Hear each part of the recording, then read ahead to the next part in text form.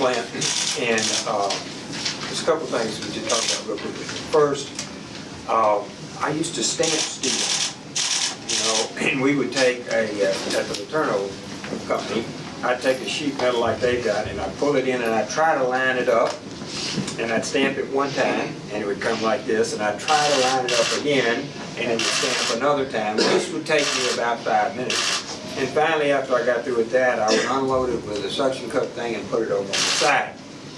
That usually took me about 5 minutes. He does about 500 of them in 5 minutes. And it's phenomenal. You're to see yourself. And we worked at the Westinghouse plant on the line, putting together these 4x6 light fixtures. He's stamping all that stuff over there, just hundreds and hundreds by robots. It's phenomenal. That's why you have prospered. Second thing I noticed, children work here. Isn't that cool? We're literally so blessed to have our children, 2 of our children back working in Mississippi now, and to have your own children work with you. I know that's very special. So, I want to correct one thing my wife said.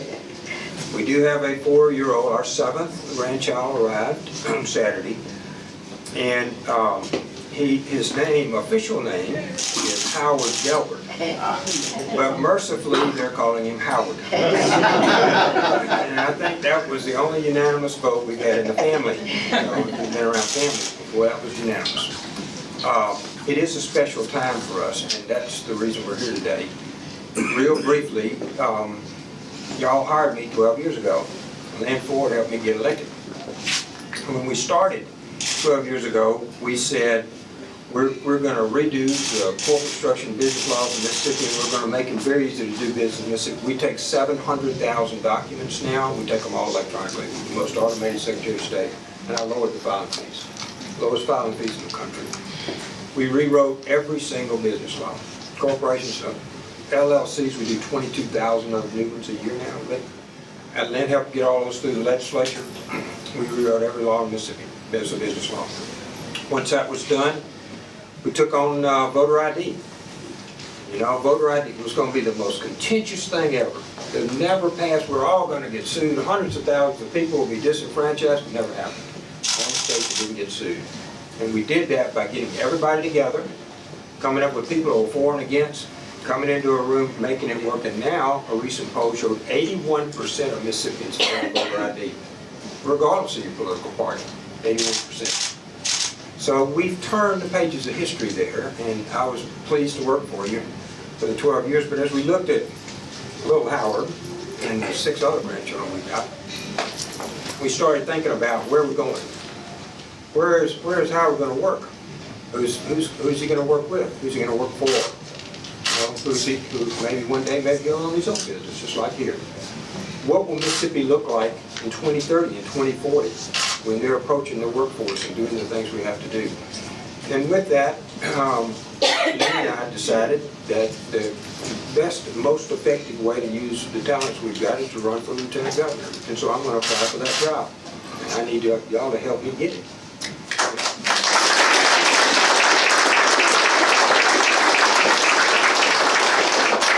I'm going to put y'all all down as references. When people call and say, yeah, he asked me, I can be a reference for him. There was Justice Scalia's, I was just mesmerized. I had the ability to hunt with him one time here in Mississippi. He was a great hunter and friends with Pickerings and whatnot. We were down hunting, and I had the chance to sit and have dinner with him, and his wit and his wisdom was just so spectacular to me.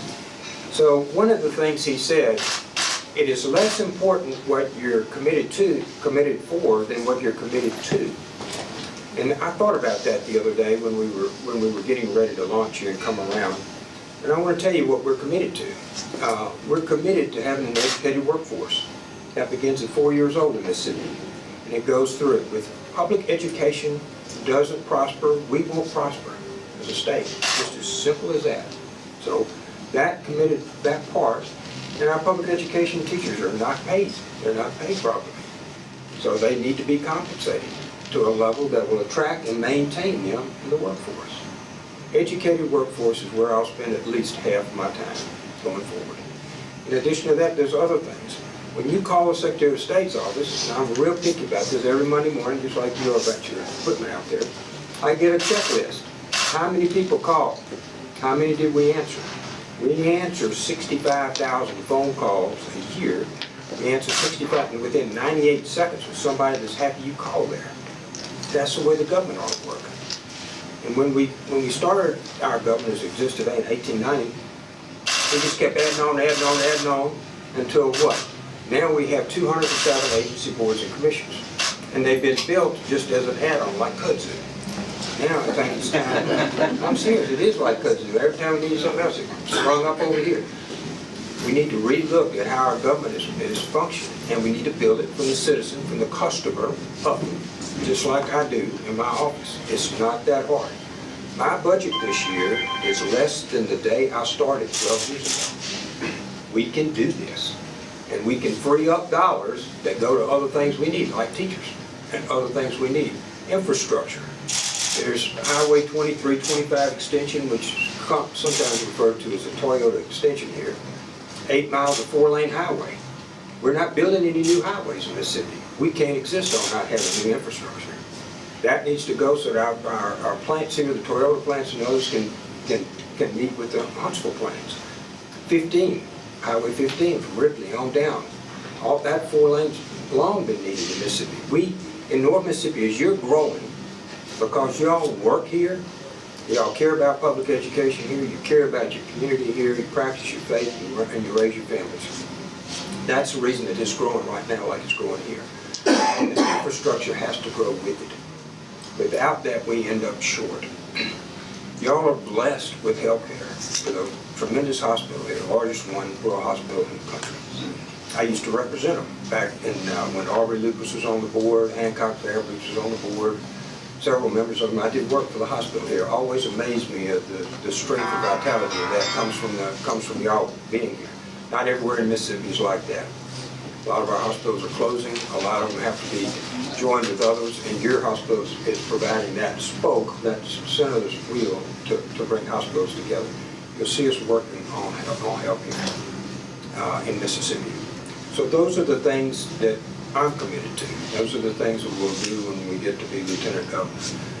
And some people ask me about, well, you know, why do you want to be lieutenant governor, not run for some other office or whatever? In Mississippi, when y'all did the Constitution in 1890, you had a weak form of governor. And the governor has expanded, that role has expanded on federal dollars, but in the real world, where Lynn Floyd worked and all the rest of them worked, in the real world, the lieutenant governor and the speaker control the budget and the legislative process. And that's the strongest position in Mississippi. When I want to make changes so that every child, every single child, needs the opportunity to prosper. And those may be special needs children. You'll see us emphasizing that. You'll see Lynn's worked on 2 of their boards now. You'll see us emphasizing that part. Every single child needs to have that opportunity. And when you want to press the button to make change, you can press that button easier as lieutenant governor than you can anywhere else. And those of you who are in the legislative process know that. I'm real pleased to have Sheriff here. We've had, I think, over 50 sheriffs have endorsed us since we started. And the law enforcement part will have a friend in our office. They risk for little or no compensation every single day. We see the tragedies we've had around Mississippi. They risk their lives to protect us and allow us to prosper and allow us to have safe homes when we come home and protect our children. So our law enforcement is very special to us. Both ex-military. I was in Kuwait in October. Again, just talking to those people, y'all know it, the 155th is over there. It's 3,200 Mississippians, and we're in 11 countries. Our guys, our Mississippi guys are. And they're in Syria. They're in all bad places over there. And so I went and spent a part of a week with them, talking to them. Morale's great, anxious to come home. They're gone for a whole year, anxious to come home. When they come back, we need to find them positions to work and live here. Some of them just don't even have a job coming back after they defended you for a year so you could have Christmas. So we'll be working with our National Guard about replacing our people that are coming back. Those people that make our state grow and go like we're doing. Now, I will answer any questions. I always ask Lynn if I missed anything. Did I miss anything? Oh, that's a rarity. Y'all was saying that. Usually she said, you forgot to tell them you raised $1 billion for public education or something I missed in the process. So I'm going to go to the press first, and then I'll stay and talk. We don't want to slow them down too much. They're under production here. So, any questions from the press? I saw you earlier.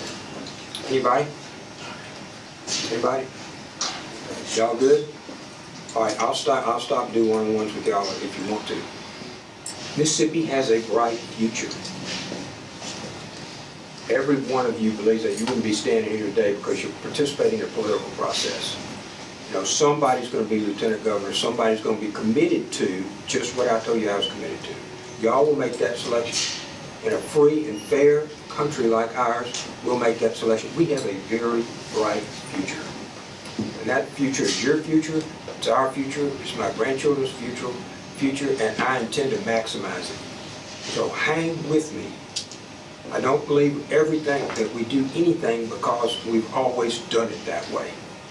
So there will be changes, and with those there'll be resistance. But the long term, if you just hang with me, I got a rudder. I know where we need to go. So thank you so much for coming, and thank you so much for having us.